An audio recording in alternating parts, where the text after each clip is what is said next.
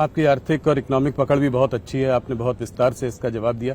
मेरा एक सवाल है इससे रिलेटेड, जब ये कैंपेन की शुरुआत हुई थी पिछले कुछ महीनों से सरकार इकोनॉमी की बात कर रही थी, डेवलपमेंट की बात कर रही थी, जो चीजें अभी आपने बताई इसकी बात करके जनता के बीच जा रही थी।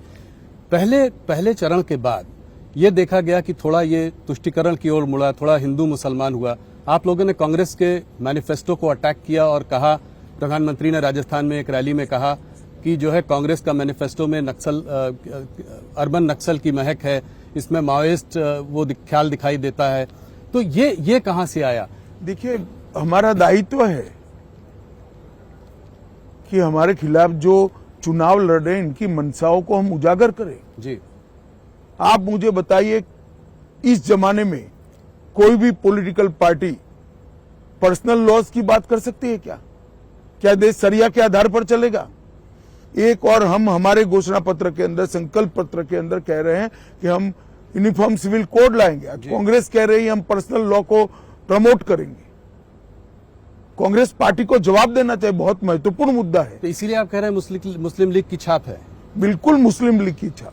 यही तर्क है कि मुस्लिम लीग की छाप। आप मुझे बताइए, वो कह रहे हैं कि देश के कॉन्ट्रैक्ट्स माइनॉरिटी को प्रायोरिटी देंगे। कॉन्ट्रैक्ट्स फर्स्ट लोएस्ट कौन है, पास्ट परफॉर्मेंस क्या है, काम करने की क्षमता है या नहीं है, इसके आधार पर निर्धारित होंगे या कॉन्ट्रैक्टर के धर्म के आधार पर निर्धारित? किस तरह से देश चलाना चाहते हैं? देश की जनता को इसको सोचना पड़ेगा। बहुत समय के बाद देश तुष्टीकरण की राजनीति से नरेंद्र मोदी जी बाहर निकाल कर रहा है। ये फिर से उसी दिशा में ले जा रहे हैं, क्योंकि कांग्रेस जीतने का आत्मविश्वास गंवा चुकी है। प्रधानमंत्री जी ने उस रैली में यह भी कहा कि सबकी जमा पूंजी को चेक करके वेल्थ को रीडिस्ट्रीब्यूट किया जाएगा और वेल्थ रीडिस्ट्रीब्यूट करके मुसलमानों और घुसपैठियों को दिया जाएगा। ये कहां से आता है? ये वहां से आता है, देश के प्रधानमंत्री, तत्कालीन प्रधानमंत्री मनमोहन सिंह का बयान है, बड़ा प्रसिद्ध बयान था जी, कि इस देश के संसाधनों पर सबसे पहला अधिकार माइनॉरिटी का और माइनॉरिटी में भी मुसलमानों का है। जी, अब जब वेल्थ डिस्ट्रीब्यूट करने की बात आती है तो संसाधन से ही होगी। जी, सरकार उसको लोगों की संपत्ति को लेकर डिस्ट्रीब्यूट करेगी।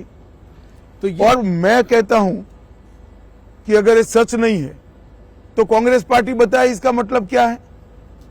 नहीं, वो कह रहे हैं, राहुल गांधी ने साफ साफ कहा है कि अगर जो है वो लोग सरकार बनाएंगे तो एक नेशन वाइड एक्सरे होगा जिससे कि सोशियो इकोनॉमिक स्टेटस लोगों का पता किया जाएगा, किस वर्ग किस जाति के पास कितनी दौलत है, कितना धन है, इंस्टीट्यूशंस में कितनी भागीदारी है, और उस हिसाब से रीडिस्ट्रीब्यूशन होगा। तो इस हिसाब से रीडिस्ट्रीब्यूशन में इनकी प्रायोरिटी तय है।